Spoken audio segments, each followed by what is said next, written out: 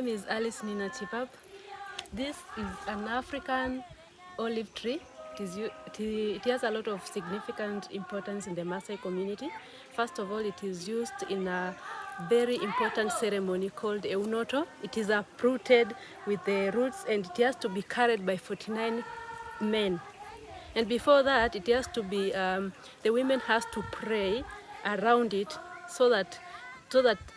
just to pray God so that the Maasai community will not be faced by any calamities, because for us, these are living things.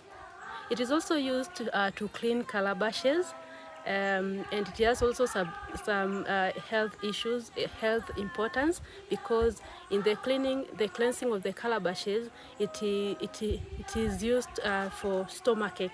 It has some medicinal effect. It is also used as a toothbrush. Okay. We actually don't cut trees, we just cut the branches. You'll never see a Maasai person cutting the trees. That will never happen.